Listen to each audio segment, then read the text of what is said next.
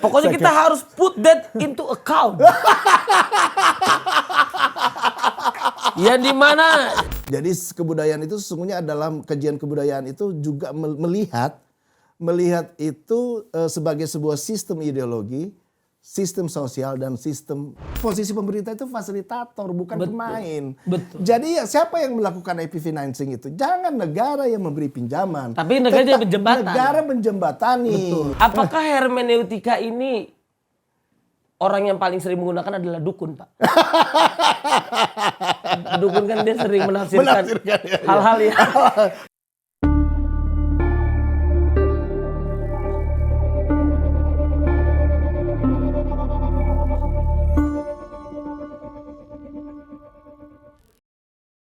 Halo teman-teman semuanya, selamat datang di acara baru saya. Kita harus pakai kacamata kali ya biar beda sama acara-acara lain.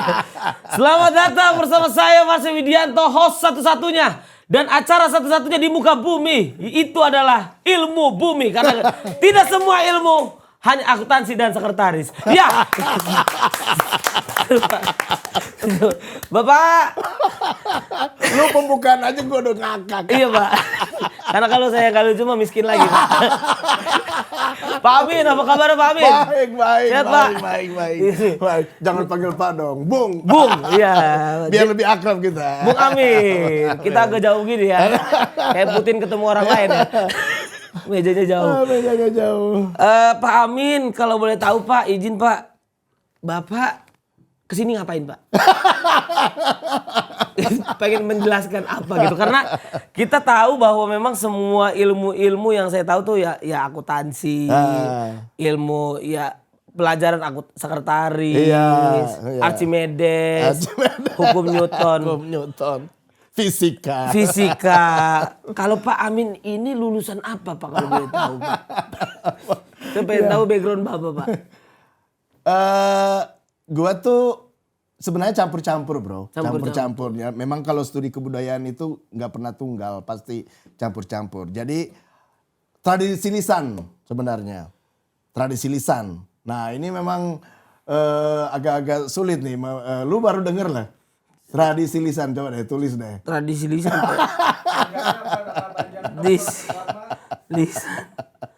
Tradisi lisan Pak. Tradisi lisan. S1. S3-nya. S3. Kalau boleh tahu berapa orang muridnya Pak? Murid. Maksudnya yang lulus. Yang kuliah di sejurusan Bapak. Di jurusan itu ya mungkin sekitar 30-an ya. 30-an yang tapi mungkin sekarang udah kan setiap tahun ada. Ada yang kejebak lagi ke tradisi. Yang kejebak lagi.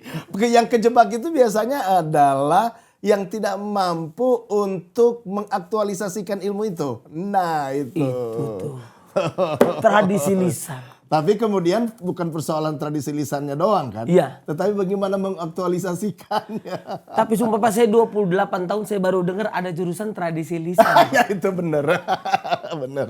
Nah memang itu jurusan cukup langka. Cukup langka.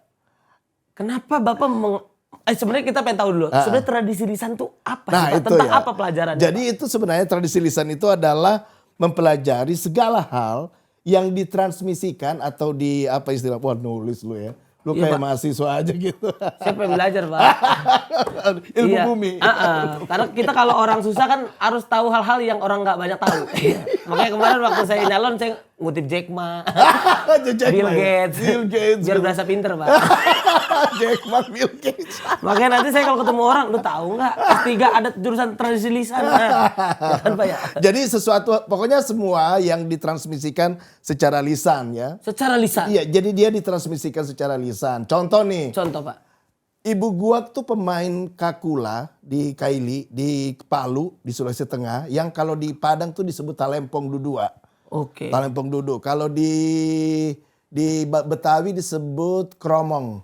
Gambang Kromongnya. Oh kromongnya. Kromongnya. Jadi ensemble-nya gambang kromong. Oke. Nah tapi gua pemain kromongnya. Di tempat gua namanya kakula. Ibu gua ngajar gua tuh nggak pakai notasi balok. Tapi pakai lisan. Jadi gini cara mainnya, ning nang, tangan gua dipegang, tangan gitu. Jadi lisan, nggak pakai notasi balok, nggak kayak musik barat. Lu kalau main orkestra kan pakai musik, pakai partitur lo. Iya, Benar iya, nggak iya, pakai iya. partitur ya? Biar kelihatan orang sekolahan kan.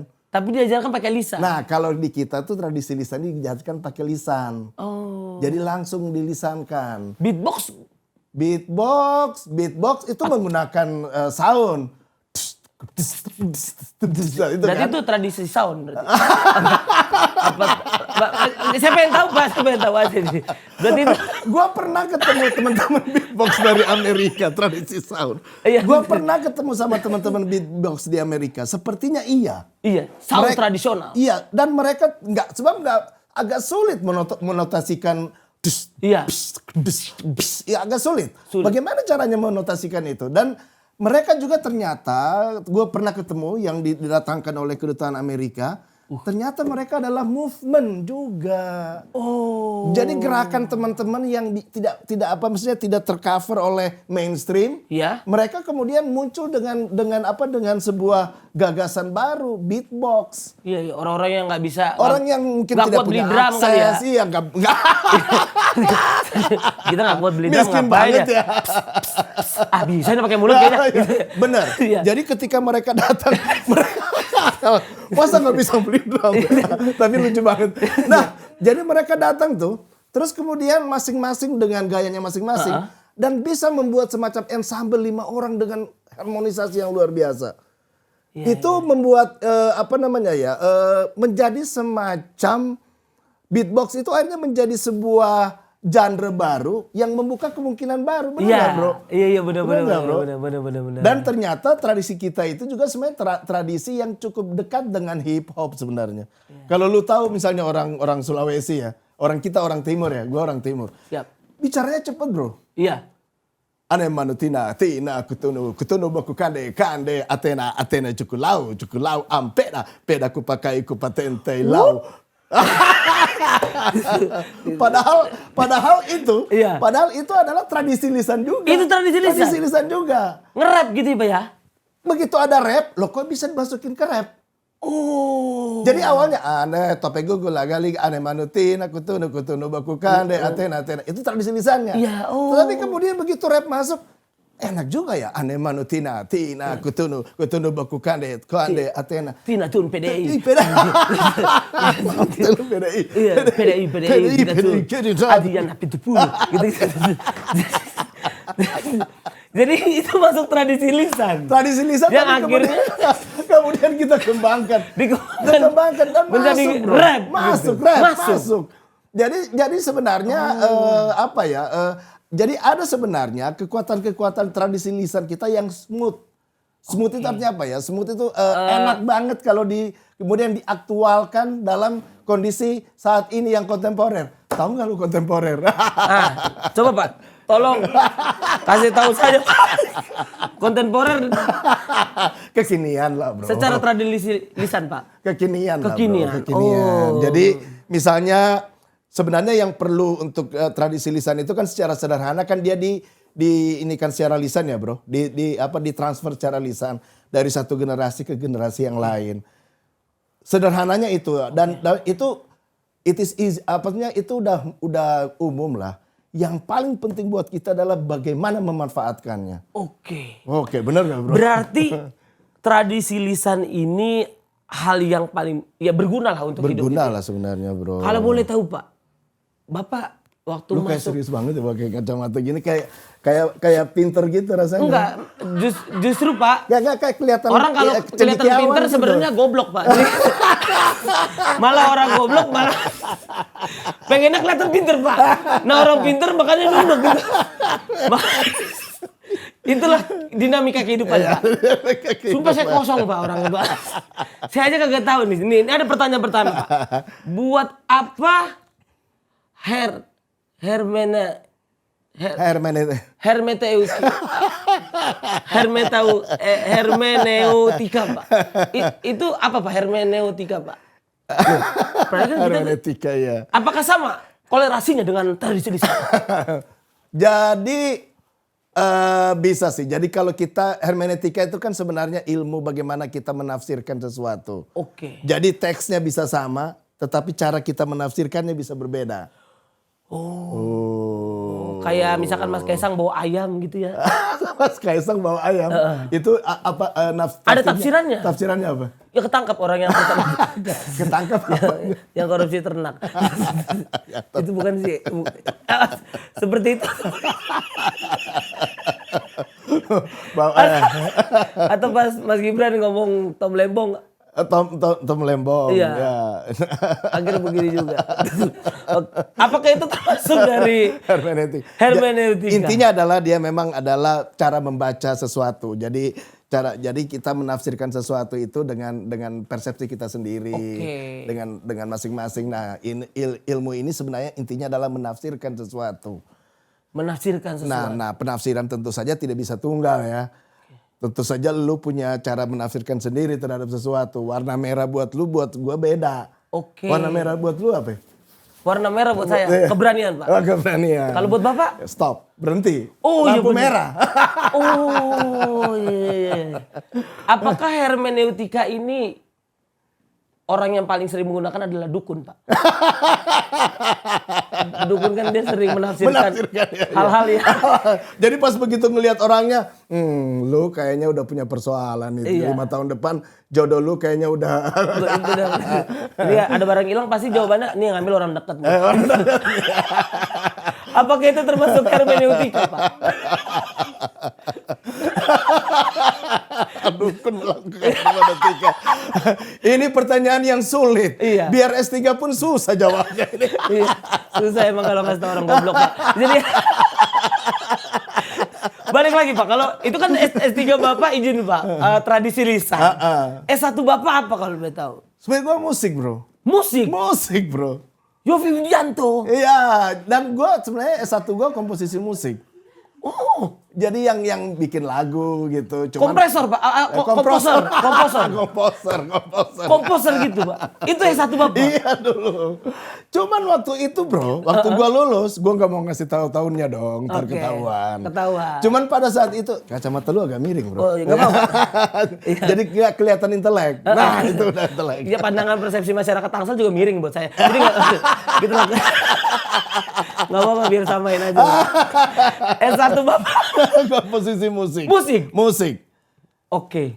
Tapi ada persoalan. Apa persoalan? Ekosistem dulu itu belum mendukung komposer itu bisa hidup apa enggak. Apakah sekarang mendukung? That's right. Itu tugas lu, bro. Bukan tugasnya kita tuh. Betul. Komposer-komposer kita harusnya hidup dengan lagunya sendiri. Betul. Itu tugas kita, bro. Apresiasi dari LMK. Apresiasi dari LMK. Karena memang jauh kan? Jauh. Malaysia sama Indonesia. Ya, gue kemarin diwawancara oleh salah satu TV nasional juga gue bilang ya memang belum ideal. Betul. Jadi itu persoalan. Nah, itu persoalan di industri kreatif kita. Kenapa belum ideal menurut Pak? Karena menurut gue belum ideal karena persoalan ada distributing ada 5 tahap nih. Kita jadi gitu ya. Tradisi lisan jadi gitu nggak apa-apa. Itu termasuk tradisi lisan. Tradisi lisan boleh. Iya kan?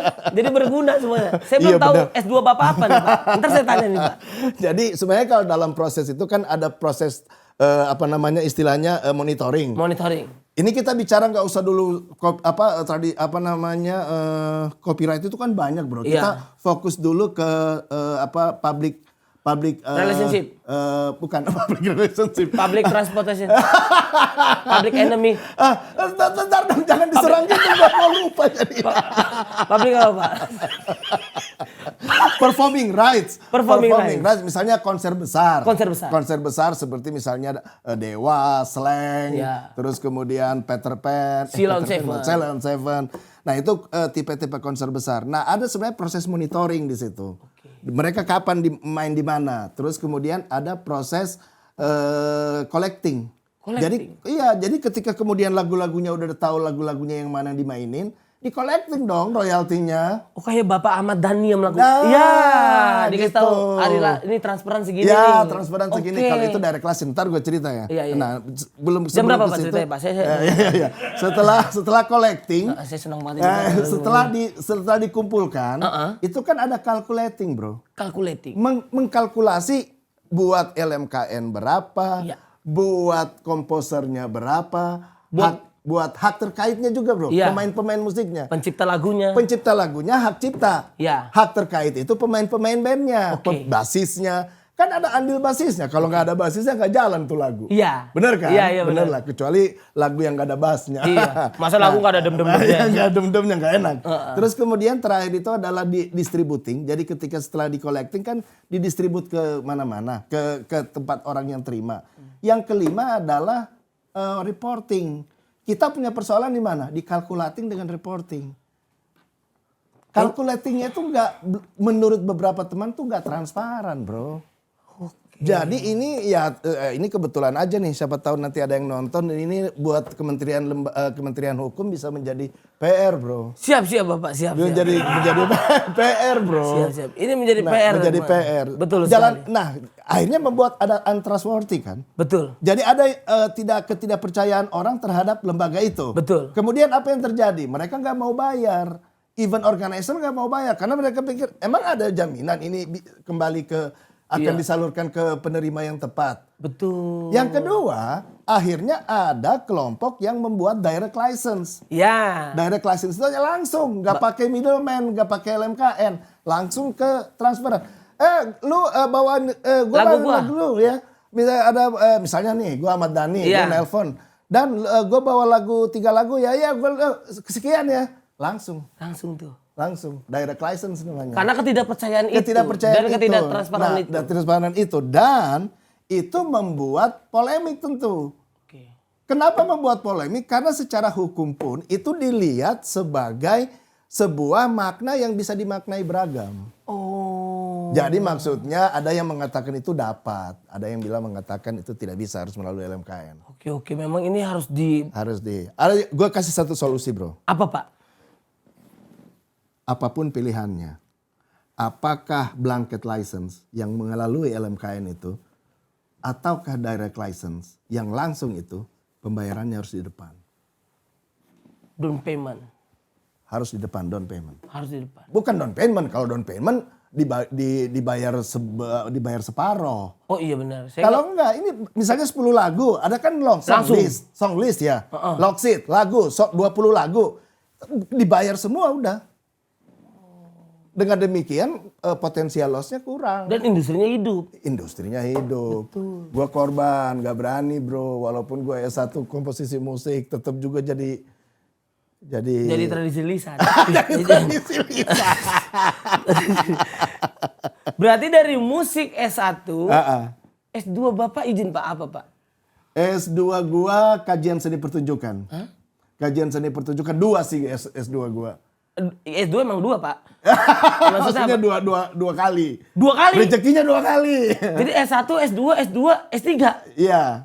Iya, jadi S1 gua pertama itu kajian seni pertunjukan. Jadi mengkaji seni pertunjukan.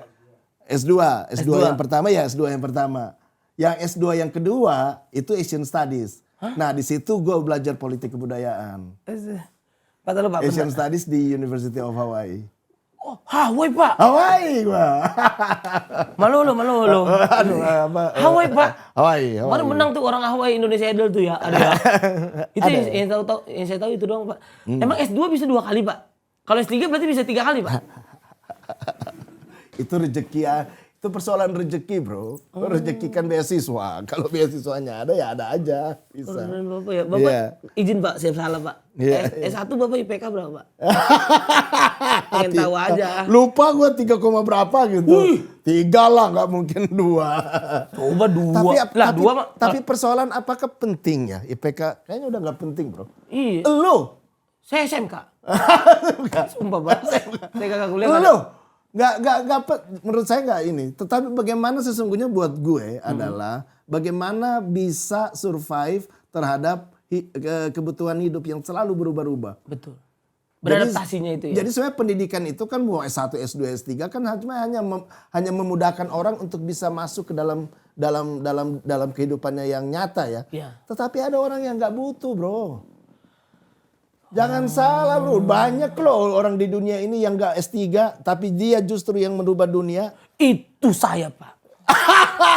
Makanya saya tidak bisa kuliah, saya bikin konten ini agar saya bisa belajar kepada orang-orang yang sudah S1, S2, S2, S3. Dari musik, apalagi Pak? Asian Studies, Asian Studies, kajian seni pertunjukan, dan akhirnya tradisi Cultural lisan. Studies. IPK 3 ya. Iya. Kalau boleh tahu Pak, izin Pak. Kenapa dari musik habis itu Bapak ke Asian apa Pak? Studies. Langsung ke tradisi lisan. Kalau boleh tahu Pak. Iya. Karena kalau dalam kajian budaya ya. Ada kolerasinya? Ada kolerasinya. Oh iya. Karena kalau kajian budaya itu, terutama mazhabnya FIB UI ya. Kebetulan gue orang UI ya, Universitas Indonesia. Bapak UI Pak? UI Pak. UI, Saya juga bro, di UI Pak. UI ya mana? Sering jogging aja. Jogging di sekitar UI. Muter. Gue dulu olahraga sama Ari, jogging-jogging di sekitar UI. Ari Untung? Ari Putra. Oh, Ari Putra. Ari Untung. Kemarin tuh. Ari Untung bukan penyanyi tuh. Bukan Pak, dia presenter. Kemarin habis dagang. Saya ngeliat headline-nya, Ari Untung rugi. Lah, itu untung apa rugi nih Ari? Itu menurut tradisi lisan bagaimana Pak? Kalau ada tagline Ari Untung merugi. Menurut Pak. Aduh, itu susah banget itu. Itu atau mungkin ada nama artis Reza Bukan. Reza Bukan. Reza Bukan. Menurut Bapak gimana? Reza Bukan itu apa namanya? Kayak orang nanya ya. Reza Bukan. Apa namanya? Ear catching juga tuh, bukan ya. Iya bukan. Ear catching ya, bukan. Oh ya, bukan apa nih? Jadi izin Pak kalau kita balik lagi. Kolerasinya apa Pak? Dari musik ke politik kebudayaan segala rupa ya. Ya benar. Jadi kalau terutama di UI ya, kita kalau melihat kebudayaan itu sebagai sistem, ini agak serius boleh nggak ya? Boleh Pak. Boleh ya. Sebagai sistem ideologi, terus kemudian sistem sosial, dan kemudian itu tercermin dalam artefak atau musik. Nah itu lu catat tuh. Jadi kebudayaan itu sesungguhnya dalam kajian kebudayaan itu juga melihat itu sebagai sebuah sistem ideologi, sistem sosial dan sistem artefak atau budaya. Artefak. Atau budaya ya, apa benda-benda kebudayaan, wujud-wujud kebudayaan. Nah misalnya tadi kita lu bicara musik. Ya. Sesungguhnya kalau kita mau kupas musik, itu kita sesungguhnya bisa menemukan ideologi politik di dalamnya. Contohnya Pak? Contohnya, oke gas, toran dua kita gas, oke gas, nama dua kita gas. Salam dua jari, jangan lupa pilih yang lain. Gak ikut gua. Kalau itu jadi sebenarnya bro, jadi sebenarnya ada ideologi dalam sebuah produk kebudayaan, mau itu musik, mau itu apa. Lu sebenarnya terus terang misalnya kalau lu dalam keadaan stand up comedy. Oke. Kita bisa bongkar sesungguhnya ada ideologi di balik produk lu. Ini aja bisa kita bongkar. Iya Pak ya. Bisa. Keren juga kan. Kalau lagunya Dewa Pak yang malam-malamku bagai malam seribu bintang-bintang di cintaku tak harus miliki dirimu. Nah sekarang siapa yang mau menafsirkan itu hermeneutika lagi nih? Kalau bisa kita katakan itu cinta lah. Misalnya itu persoalan cinta. Tapi gua kan bisa ngelihat itu beda. Dan kebetulan gue lagi kemarin 2 malam lalu nonton Dewa di pernikahannya Akbar. Itu situ anak Palu. Fitria itu anak Palu, anak geng gue, anak kampung satu kampung sama gue.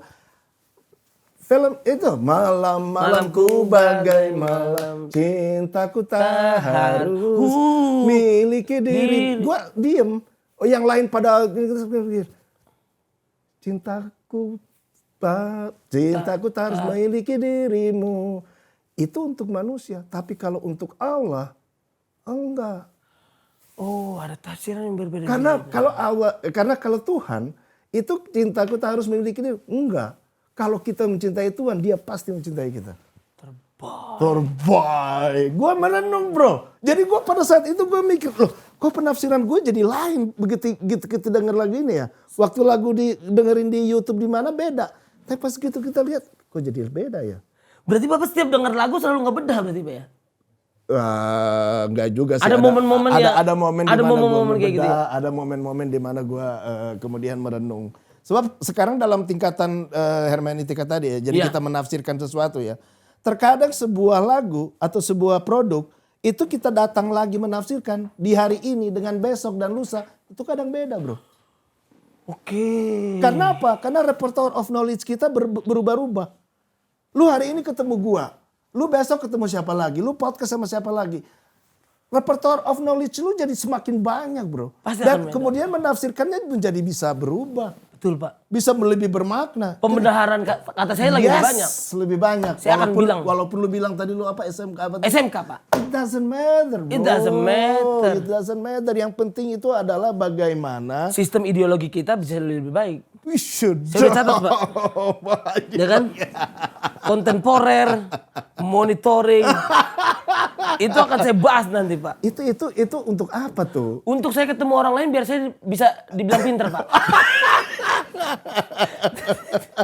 Pak, kalau boleh tahu, Pak. Di KTP Bapak pekerjaannya apa, Pak? Lu mungkin kaget ya, bro. Iya, Pak. Gue PNS. Bapak PNS. PNS. Gue Direktur Industri Kreatif Musik, Film, dan Animasi. Wah! Kementerian Ekonomi Kreatif, Kementerian Pariwisata dan Ekonomi Kreatif. Tetapi ini udah mau bubar ya. Terus Iya. kemudian nanti mungkin dalam beberapa hari lagi akan pindah ke Kementerian Ekonomi Kreatif. Makanya tadi kalau bisa gua titip lah sama teman-teman yang punya akses lah. Iya. Gimana kita kemudian mencoba untuk membudayakan pembayaran royalti di depan. Betul. Karena itu akan sangat berdampak pada kesejahteraan para musisi dan meyakinkan orang bahwa ekonomi kreatif adalah jawaban kita Betul. untuk bonus demografi yang akan kita hadapi sampai tahun 2000. Wah, Bonus demografi. Bonus demografi. Grafi, oke, Pak. Itu analisanya itu pengertiannya apa, bro? Belum tahu, Pak. Belum tahu. Gue juga belum tahu. Gak gini. Bonus demografi itu adalah sebuah keadaan di mana piramida penduduk kita itu usia produktifnya itu lebih banyak daripada usia non produktif. Jadi hampir mencapai 60% lebih. 60-70% bergerak-gerak kan. Nah, kebayang kalau kita tidak mengantisipasi itu dengan membuka lapangan kerja yang baru. Betul. Termasuk ekonomi kreatif. Dan ekonomi kreatif saat ini, industri kreatif saat ini dianggap sebagai new engine of growth. Setuju, Pak.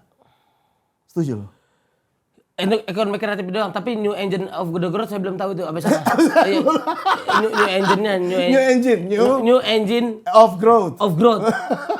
Berarti engine baru Untuk pertumbuhan. pertumbuhan ekonomi kita. Karena sumber daya alam bisa habis, tapi sumber daya manusia kreatif tidak akan habis. Dan kebudayaan kita tadi, balik lagi ke tradisi lisan yang lu tanyain. Masuk, Pak. Masuk tuh barang. Iya. Jadi jadi tradisi lisan itu warisan budaya kita yang perlu kita manfaatkan.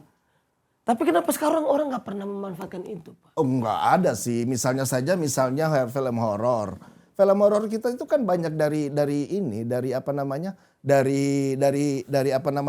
tradisi lisan kita yang nakut-nakutin lu, kuntilanak, pocong segala rupa itu kan memang tradisi lisan kita. Pertanyaannya adalah apakah kita percaya diri terhadap kekuatan tradisi lisan kita untuk menjadi sumber penciptaan baru ekonomi kreatif? Percaya diri nggak kita? Oke. Lu tahu nggak siapa yang punya ensiklopedia hantu-hantu di Indonesia siapa? Emang ada, Pak? Ensiklopedia. Gak ada orang Indonesia punya kali. Tapi ada. Ada, tapi itu bukan orang Ensiklopedia Indonesia. Hantu, Pak. Hantu. Karena jadi secara kebudayaan itu hantu dan mistis itu sangat dekat dengan kehidupan kita, bro. Ingat gak lu? Lu jangan ke situ ntar lu Iya, diculik wewe gombel. Wewe gombel. Iya. Bukannya lu yang wewe gombel. Oh iya, saya lebih ke gerandong. Yang kayak gitu berarti ada, Pak. Clifford Geertz yang punya. Clifford Geertz. Kenapa? Karena Clifford Geertz tahu sesungguhnya ini adalah salah satu kekuatan budaya Indonesia. Jadi menurut gua boleh dibilang adalah salah satu pembela film horor di Indonesia. Ya. Tetapi yang bagaimana? Yang memberi moral message. Insert moral message on that film. Oke. Seperti film religi, film horor bergenre religi. Yang gue suka juga itu adalah bagaimana Ernest kemudian memblended dengan komedi. Dengan komedi. Misalnya di Ghostwriter 1, Ghostwriter 1, iya. agak lain ya. Kan itu blended genre. Betul. Dan gua malah berpikir apakah ini bisa menjadi yang berangkat dari tradisi lisan itu ya. Apakah ini bisa menjadi salah satu identitas produk kreatif Indonesia dibilang film dan kemudian ini mempunyai nilai jual ekspor. Iya betul. Luar negeri. Karena Ko Ernest bisa membuat film horor yang tadinya CDE jadi AB masuk juga. CDE lu maksudnya kelas? Iya kelasnya. Kelas Kan DC. biasanya orang yang nonton kayak orang kayak saya Pak. Iya. Yang penikmat BPJS kelas 3 Pak. Jadi kayak kalau kita nonton tuh. Jadi tapi dengan Ghostwriter ya orang-orang yang pakai asuransi alien gitu mau nonton gitu Pak. Gitu kan Pak. Makanya saya kalau Bapak udah nonton belum yang KKN Desa Penabur tuh Pak? Desa Penari. Desa Penari. Ada Desa Penari. Gua agak milih bro kalau nonton. Karena terus terang gue juga takut film. Agak lain pun juga kan. Agak horor-horor tuh. Tapi kalau ada sebuah mandatory gue harus nonton. Mandatory. Mandatory. Mandatory. Catat mandatory. Itu mandat wajib. ya Pak? Iya mandatory itu wajib. Jadi semua kosakata baru lu catat ya. Betul Pak. Bonus demografi. Bonus demografi. Mandatory. Sistem ideologi. Sistem ideologi. Kontemporer. Kontemporer. Jadi gue tuh kalau mandatory gue harus nonton. Iya. Tapi kan gue takut kan. Karena memang terlalu dekat dengan kita. Contoh. Iya. Vina gue harus nonton. Kenapa? Karena itu salah satu bukti budaya pop kita itu mampu memberi pengaruh pada keputusan hukum. Oke. Bener gak bro? Betul Pak. Gue harus nonton, tapi gue takut. Tahu gak lu caranya gimana? Gimana Pak? Gue pakai headset bro. Biar gak kaget. Gue orang musik, kan gue yang satu musik. Ada tekniknya tuh kalau dalam film horor. Jadi misalnya kalau tadang, tuh kan, gue pasang lagi. Pasang lagi headset Pak. Gue pasang lagi. Pas pasang headset suara tetap gitu, bokir. Kalau mau Sidik bilang hantu gembira. Horor gembira nih. Kayak gini. Tapi karena gue harus nonton bro. Gue harus lihat bagaimana kekuatan budaya pop yang selama ini justru diabaikan oleh para akademisi kita. Dan Akademisi. Dan tidak difasilitasi ya Pak ya? Kan sudah ada Kementerian Ekonomi Kreatif nantinya. Oke. Jadi menurut saya setuju dengan Ariel Haryanto. Siapanya Ariel Noah nih Pak? Indonesianis lu harus tahu Indonesianis artinya apa? Indonesianis artinya adalah orang yang ahli tentang Indonesia gitu. Indonesianis? Iya, kalau Malaysianis ahli tentang Malaysia. Inggrisnis? Berarti ahli tentang Inggris. Kalau manis? Ahli tentang man. Iya Pak. Okay. Bapak udah lucu, pinter lagi. Jadi menurut semua diambil Pak. Menurut Ariel Haryanto. Iya Pak. Dan gue setuju banget. Bagaimana kita bisa melakukan studi kontemporer Indonesia secara utuh kontemporer kan? Kontemporer Indonesia. Udah tahu kan? Betul. Bagaimana kita bisa mengkaji Indonesia secara utuh, kontemporer secara utuh? Iya. Kalau kemudian kita menafikan budaya pop. Iya. Pantura, dangdut pantura tuh harus dihitung. Betul Pak. Koplo harus dihitung. Betul Pak. You put that into account. Wow. Put that into account. Put that into account. That into account. Jadi jadi variabel yang untuk menafsirkan kalau mau pakai hermeneutika lagi. Dan menghargai budaya-budaya lokal berarti Pak. Iya, Sonhorek bagaimana Pak menurut Bapak? Fenomena yang harus dilihat, fenomena yang harus dilihat. Sekarang giliran gue tanya, Sonhorek tadi apa sih? Sonhorek tuh ini Pak. Jadi, yang pakai itu kan? Iya yang tukang son Pak, yang kemarin datang dari Jawa ke Jakarta, terus ditipu sama IO. Tapi yang bisa misalnya kalau dia jalan terus bisa pecah lampu-lampu gitu. Iya, dor gitu. Enggak cuma pecah lampu, gendang telinga juga fenomena. Pecah Pak, bisa robek Itu gendang. salah satu fenomena gue juga tuh salah satu tuh. Iya Pak. Lu perhatiin nggak guys, kalau lu perhatiin kalau kita ke pesta kawin atau ke restoran, suara musiknya tinggi besar banget. Betul. Sehingga kita gimana? Iya. Itu fenomena kita tuh. Nggak tahu kenapa di Indonesia tuh suka audible ya. Audible yang iya. Decibel. Catat. Desibel yang terlalu tinggi itu kenapa ya orang Indonesia suka banget itu? Karena itu nggak tahu deh kenapa. Apakah karena benci dengan kesunyian? Kalau saya pribadi Pak, kalau sound gede begitu Pak, kita bisa teriak dan mengekspresikan dan mengeluarkan apa yang kita keluh kesahkan. Oke. Karena ya kayak Jakarta punya Bantar Gebang. Katarsis. Saya baru tahu nih Pak. Pelepasan emosi. Itu pelepasan emosi Pak. Oh, pelepasan emosi. Oke. Berarti waktu Indonesia lawan Qatar kemarin katarsis juga Pak. Kita lepasin emosi ke wasit Oman. Oh, gitu. Katarsis. Iya. 90 tambah 6 iya. menjadi 99. Betul itu. Mereka takut main di ini. Iya. 90 tambah 6 jadi juragan. 99. Iya Pak. Jadi Pak kalau boleh tahu Pak. Bapak capek gak sih Pak sebenarnya ketika ditanya jurusan Bapak apa terus ngejelasin terus gitu? Enggak juga. Karena ini passion gue sih. Oh iya Pak ya? Karena gue bisa, yang bagusnya kan gue bisa mengkonekkan antara S1, S2, S3.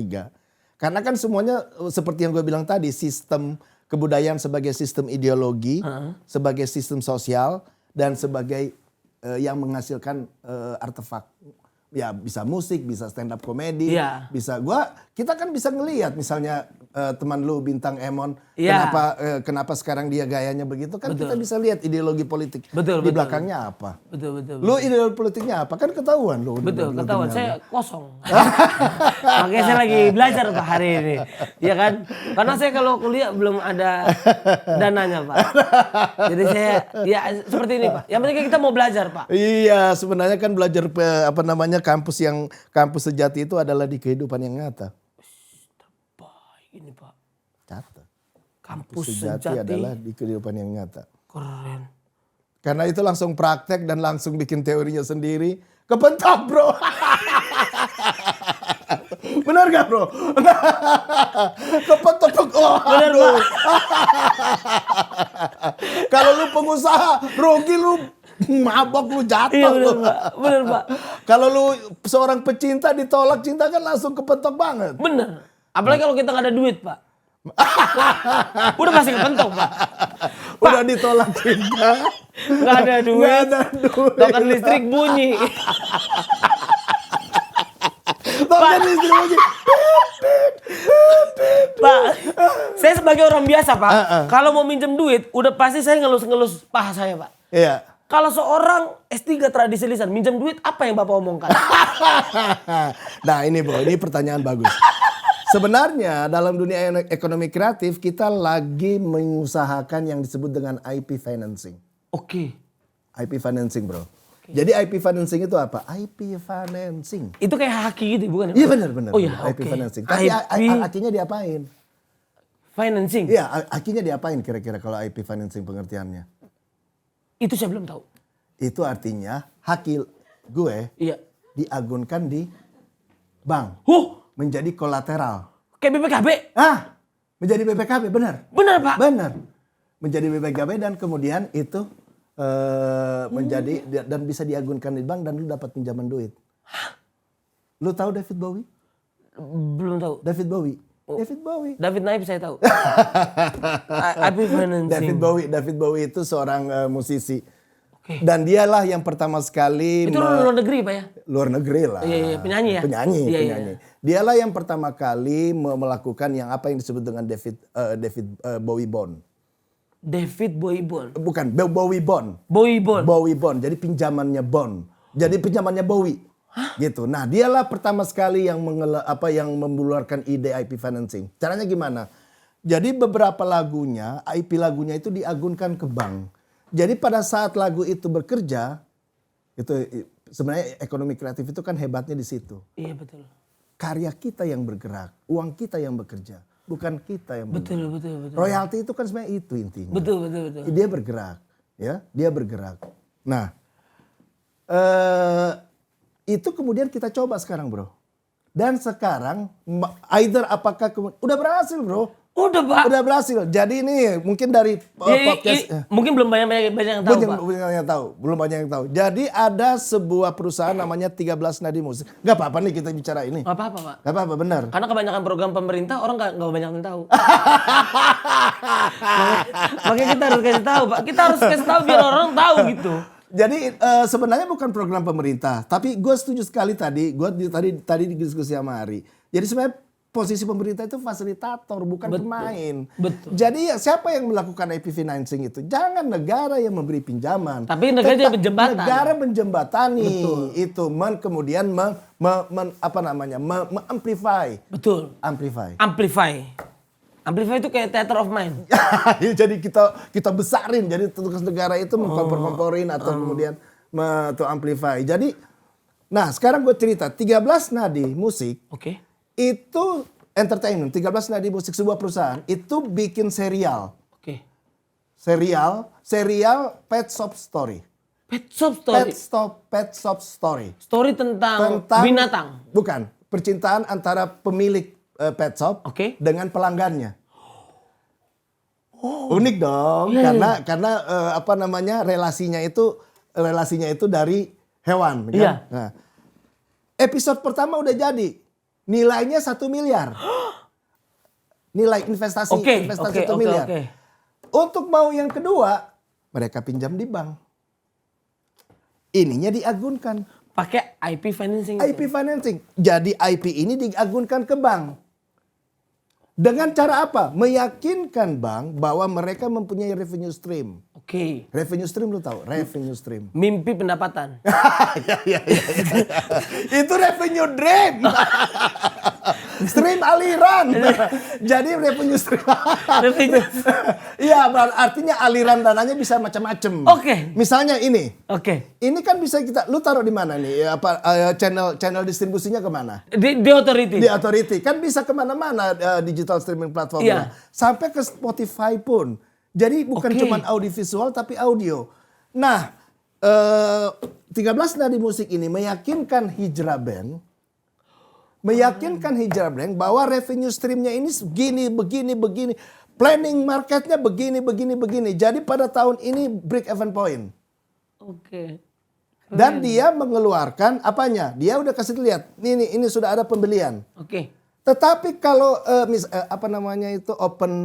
donasi. Bukan open donasi. Aku sedih. Pre-order. Misalnya akan dibayar 100 kali tayang gitu misalnya. Itu kalau itu yang diagunkan itu berarti kontraktual financing.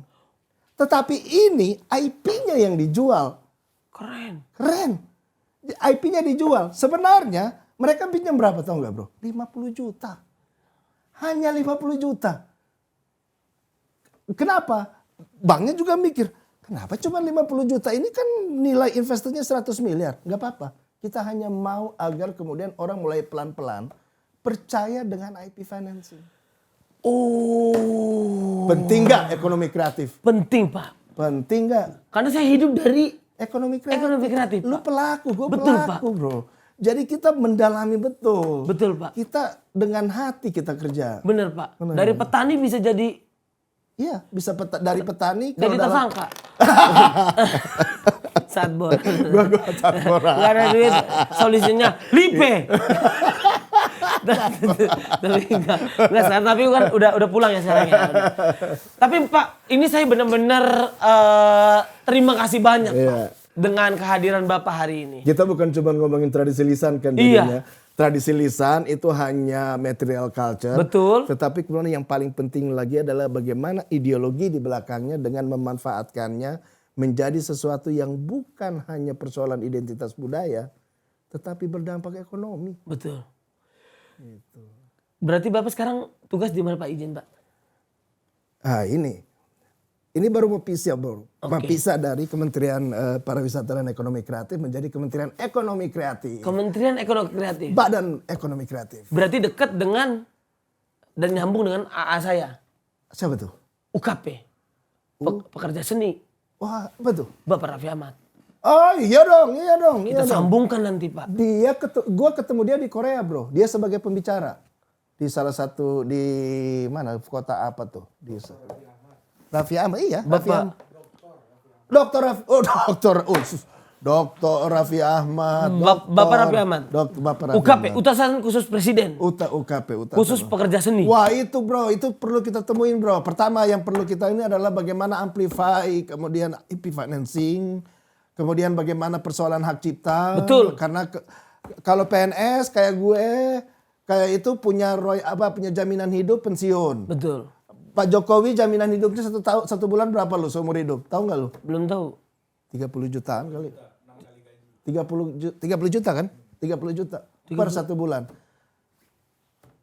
Pelaku kreatif kayak gue masih ada PNS, gue setengah-setengah bro, masih ada masih yang bisa masih Bapak ngajar juga kan? Ngajar juga di UI. Iya. Ya, industri kreatif, kebudayaan dan industri kreatif. Boleh Pak. Nah, tapi kalau kita tidak membereskan persoalan royalti para pelaku kreatif yang bisa saja ininya dari tradisi lisan, kekuatan budayanya, pemanfaatan tradisi lisan, bagaimana orang bisa mau hidup dari ekonomi kreatif? Bagaimana ekonomi kreatif kita berkembang? Jangan lupa loh, kita 280 juta penduduk. Itu market yang gede. Betul Pak. Makanya Cina kesini semua. Itu dia. Dan dia bisa bikin konten lagi di Tangerang. Kurang ajar. Betul. Daerah lu ya? Iya. Tangerang. Lu emosi banget. Bukan emosi Pak. Saya lebih ke kecewa Pak. Kecewa? Karena setelah mendengar pembicaraan kita hari ini adalah angin segar bagi seluruh pekerja seni yang ada. Yes. Sebagai mantan wali kota. Sebagai mantan apa? Mantan calon wakil wali. Bener loh, ini nggak ada gunanya ini. Ada gunanya Pak. Tadi supaya kelihatan ini kita serius ya. Enggak. Kayak podcast beneran gitu ya. Saya cuma pengen lihat tadi Bapak mau ngapain sih buka laptop gitu. Juga bingung. Oke. Saya kira nih sebagai mantan apa? Sebagai mantan calon wakil wali kota Tangerang Selatan yang mundur secara teratur. Saya senang sekali Pak. Iya. Dan juga saya adalah seorang komedian yang berkecimpung dan hidup di pekerjaan seni. Iya, itu kita pelaku kreatif. Kita akan berkolaborasi Pak. Nah, kan lu nggak pernah mikirin revenue streamnya. Lu misalnya kita kan harusnya kita harus kan memikirkan passive income-nya. Betul. Bahwa kemudian produk-produk kita seperti ini, kan kemudian kita 10 tahun depan masih dapat. Betul. Masih dapat AdSense-nya. Betul. Kalau kita taruh itu di YouTube. Iya, karena Cristiano Ronaldo aja sekarang bikin konten sama keluarganya. Hah? Udah gak jadi pemain bola dia? Maksudnya selain main bola dia bikin konten Iya. juga? Tuh, sama istrinya. Jadi pemain konten. Ronaldo bikin konten sama keluarganya. Jadi menurut saya ini kita harus kembangkan Pak. Ini kita harus kembangkan agar menjadi yang terbaik untuk seluruh pekerja seni. Iya, itu yang penting. Tapi Pak, pertanyaan terakhirnya. Saya akan bisa dibilang sekarang politisi Pak. Saya adalah kader dari Partai Gerindra. Politisi itu kan tidak, buku gua musik itu politik bro. Oh iya Pak. Musik itu politik. Politik. Stand up komedi itu politik. Iya sih. Galang rambu, anakku. Itu politik juga. Politik Pak. Ada isi pesan di sana. Ada isi pesan di sana. Ada ideologi yang bermain di belakangnya. Iya. Kalau menurut Bapak nonton debat-debat pilkada nggak Pak? Untuk yang berdaerah gua ya, Sulawesi Tengah iya, terus kemudian ada beberapa Mat Ali ya? Mat Ali dan Rusdi Mastura dan Anwar Hafid itu semua adalah kalau Rusdi Mastura itu orang tua gua, kalau itu kan adalah senior gua lah, Mat Ali, Anwar Hafid kan friend lah gitu. Kakasuh. Kakasuh. Kalau Bapak mendapatkan kesempatan misalkan untuk menjadi seorang yang ikut kontestasi situ. Sebagai orang yang lulusan S3 tradisi lisan. Apa yang pertama kali Bapak akan lakukan? Untuk mengambil dan merenggut simpatisi dari warga setempat. Ini pertanyaannya mau juga ya. Gue akan menggunakan tradisi lisan yang hidup di masyarakat itu sebagai gimmick dalam artian positif ya. Iya. Soalnya gimmick juga ada betul. Ya. Misalnya nih, gue jadi salah satu kandidat di sebuah kontestasi. Iya. Nah itu gue yang harus tulis. Nggak apa-apa Pak, aman Pak, aman Pak. Karena banyak juga kemarin debat pilkada juga begitu. Iya, Gitu. Udah dikasih tahu sama wakilnya tetap aja salah juga. Gue akan memanfaatkan itu. Misalnya gini. Misalnya gue di depan gue tuh ada misalnya ribuan orang Kaili. Orang Kaili itu sebuah suku ya. Di mana Pak? Di Palu. Oh, di Palu. Di daratan rendah. Kabupaten itu kan, berarti? Bukan. Oh, Palunya dan kabupaten wilayah di sekitarnya. Domestiknya itu satelitnya itu Palu dan satelitnya kayak Jakarta dan satelitnya itu kan banyak orang Kaili itu. Kalau gue pidato di sana gue akan menggunakan tradisi lisan sebagai salah satu pengikat. Contoh. Assalamualaikum warahmatullahi wabarakatuh. Waalaikumsalam warahmatullahi wabarakatuh. Selamat pagi, salam sejahtera buat kita semua. Malei rama bubu, maputi buku ratimbe, karena aku pemate ngataku. Disentuh hatinya bro. Pakai bahasa ibu. Pakai bahasa ibu. Tahu gak lu artinya itu apa? Merah darahku tertumpah, putih tulangku dikuliti atau digebuk atau di ini akan kuperhatikan tanah airku, tanah kelahiran ini. Wow. Tradisi lisan bro. Tradisi Lisan. Terus gua maunya datang di sana disambut dengan adat. Wow. Pemanfaatan. Tapi kalau main selain di daerah Palu. Daerah Palu. Selain. Minta sama mereka. Apa di sini yang ini? Gua waktu buka acara di Tapin. Oke. Itu pakai, wah si Ari lebih hafal tuh gue. Pokoknya ujungnya arus. Gue minta, gue suruh staff. Minta mantra mereka atau minta jargon-jargon mereka yang ini. Gue waktu buka acara di Pacu Jalur. Ya. Gue randai bro. Kaget orang. Itu yang pernah dilakuin Pak Prabowo kalau nggak salah ya. Iya. Yang di Dayak ya. Kalau nggak salah Itu. ya. Di daerah di Padang yang gue tahu untuk Padang, gue randai. Alakah ada pantuhanan basamo mulia mandi ijan binaso. Kaget orang gak tahu. Dan itu taruh di ujung bro. Punchline. Wow. Atau di depan. Ya, biar bisa memikat orang. Yes, sentuh hatinya. 30 detik pertama. 30 detik first pertama. impression. Dan kemudian penutup. Iya. Begitu orang masih mau, kita udah selesai. Oh. Tradisi lisan bro, kekuatan tradisi lisan bro. Iya. Pernah saya dengar ada cerita rakyat di sini tentang seorang pemimpin yang ternyata memperhatikan rakyatnya pada suatu waktu. Kan menarik bro. Padahal itu cerita rakyat mereka, dipoles. Tradisi lisan. Ilmu langka yang ditradisi ditransfer secara lisan. Tapi bagaimana kita memanfaatkannya? Indonesia disebut-sebut. Ya. Kita kan sering Indonesia adalah negara superpower kebudayaan. Ya. DNA orang Indonesia adalah DNA kebudayaan. Pertanyaannya, bagaimana memanfaatkannya?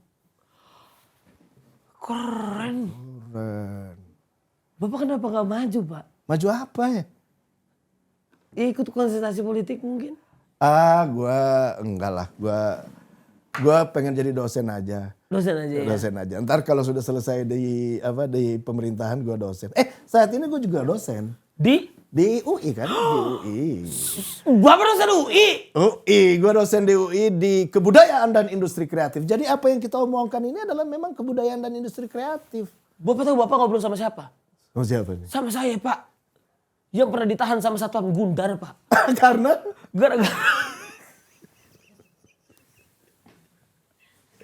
Gara-gara pakai tanah pendek Pak. Saya suruh pulang. Saya pakai tanah panjang. Suruh pulang juga. Karena masih gak pakai kaos. Harus pakai kemeja. Iya harus pakai kemeja Pak. Dosen UI S3 saya bisa berbicara dengan Pak Amin. Pak terima kasih banyak Pak untuk hari ini Pak. Makasih. Mudah-mudahan. Gue juga merasa bersyukur lah diundang sama seorang Marcel. Gue kasih tahu istri gue diundang sama Marcel. Marcel siapa? Yang dihujat itu ya? Marcel yang dulu. Benar. Benar. Ya Wah, seneng banget juga dia. Terima kasih banyak Terima Pak kasih, Amin. Pak. Terima kasih banyak. Terima Ini kasih. mudah-mudahan bisa membuat insight buat saya khususnya Iya. dan juga buat teman-teman semuanya. Apalagi pelaku-pelaku industri kreatif Iya, bisa memanfaatkan bisa tradisi lisan. memanfaatkannya dan bisa hidup dengan pasif income-nya. Pinter. Udah ada Pak, kan Bapak yang ngobrolin tadi. Saya cuma nulis doang. Pak. Iya. Pokoknya kita harus put that into account. Yang dimana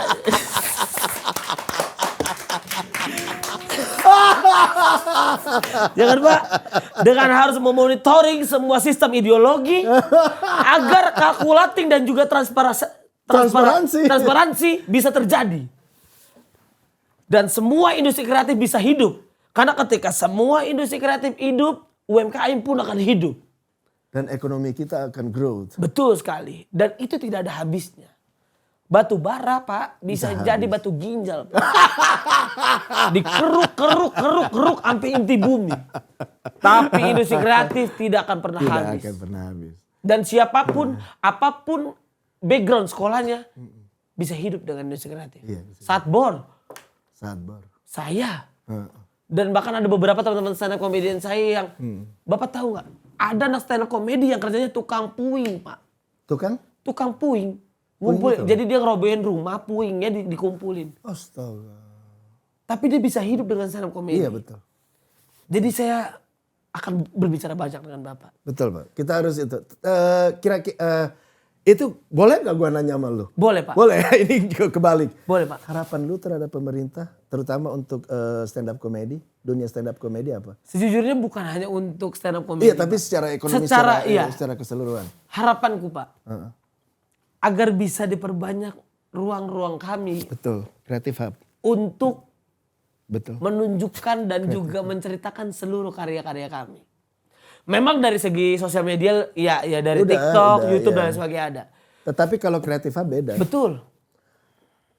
Dan banyak sekali gedung-gedung kosong yang tidak dipergunakan. Iya, seperti pos. Kantor-kantor pos yang sudah lama. Sekarang kan udah jadi kreatif apa? Creative Hub. Iya di kantor pos udah jadi working space. Co-working space. Iya. Co-working space. Sebenarnya kalau Creative Hub itu adalah include semuanya. Iya. Kalau Creative Hub itu kan terbagi 3. Salah satunya itu adalah center. Nah kalau Creative Hub Center dia itu masuk semua bro. Dia sebagai co-working space, dia sebagai bioskop, dia sebagai performance. Iya. Kayak layar tancap gitu. Tapi kalau hujan nggak bubar. Jangan. Jadi kalau Creative Hub dia tetap ada atapnya. Ada juga bagian yang tidak ada atap, tapi ada juga yang bagian ada atapnya. Itu bisa terjadi gak sih Pak? Bisa, sangat bisa. Ketika kemudian kita switch. Jadi ideologi politik kebudayaan kita sekarang bukan lagi preservasi budaya, tetapi pemanfaatan budaya. Catat tuh. Pemanfaatan Budaya. Jadi, bukan lagi hanya cuma sekedar preservasi budaya atau sekedar kita hanya persoalan bagaimana memori atau nostalgia adiluhung. Berapa Pak? Preservasi ya. Preservasi. Ini ide bagus banget nih dia nulis-nulis nih. Terus diungkapkan kembali. You put that into account. Iya, harus begitu Pak. Harus begitu Pak. Idenya keren banget. Ini Lucu. Apa? Sama kayak observasi bukan? Observasi tuh apa Pak? Dilindungi doang. Oh dilindungi? Dilindungi doang. Jadi cuma dijaga-jaga gitu, dielus-elus. Oh kayak appendix 1 ya? Jadi sebenarnya ada. Jadi misalnya kalau dari keseluruhan kebudayaan itu. Ada yang kita preservasi, ada yang kita manfaatkan, ada yang kita kembangkan. Yang sebagai diplomasi, tetapi ada juga yang kita manfaatkan sebagai sumber daya ekonomi baru. Oke. Gitu. Keren, Jadi Pak. tidak bisa ada politik tunggal, kebijakan budaya tunggal untuk persoalan kebudayaan. Gitu. Gua nggak mau ngomong siapa-siapa, tapi generasi saat ini beda. Iya. Generasi lu, generasi gue, ada generasi X, generasi Y, generasi Z, generasi Alpha yang terkadang tidak bisa didogma oleh generasi sebelumnya. Iya. Generasi baby boomer nggak bisa. Betul. Karena mereka mempunyai kehidupan yang berbeda. Betul. You cannot tidak bisa you cannot doctrinize them. Iya. Nggak bisa doktrin. Nggak bisa didoktrin. Doktrin. Ini ide bagus banget, Ini bagus, lucu banget nulis-nulis. Jadi Jadi nulisnya itu yang lucu apa kata-kata yang unik ya gitu ya. Bukan Pak, ini momen saya belajar Pak. Oh gitu. Karena jujur saya adalah orang yang linguistik Pak. Linguistik. Jadi saya kalau belajar tuh dari denger gitu ngobrol seperti ini gitu. Kalau kemarin saya tidak punya kesempatan untuk kuliah karena tidak punya uang.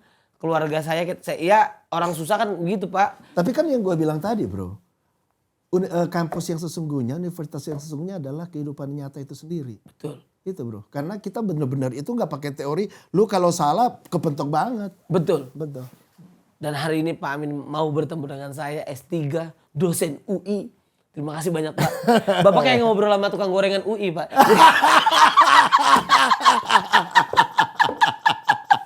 Jadi terima kasih Pak Amin untuk hari ini. Terima kasih banyak. Respect abangku. Respect, gua yang respect. Respect banget Pak Amin. Pokoknya kita harus berkolaborasi Pak. Berkolaborasi. Karena ekonomi kreatif itu dibangun dengan pentahelix. Iya. Pentahelix gak tulis loh. Pentahelix kan? Udah tutup ini. Udah tutup. Oh, Pak, tapi saya tulis aja Pak. Pentahelix. 5 baling-baling. Ah, 5 baling. 5 baling-baling. Itu pemerintah. Oh iya. Pemerintah. Swasta. Terus kemudian akademisi. Komunitas asosiasi. Iya. Dan media seperti ini. Oke. Jadi apa yang kita omongin tadi, lu bantu ngeblas. Oke. Mudah-mudahan menjadi amal jariah buat lu. Dan ketika sudah terjadi, kalkulasinya harus transparansi. Dan kemudian you put it in. Terima kasih Pak Amin. Mantap. Terima kasih.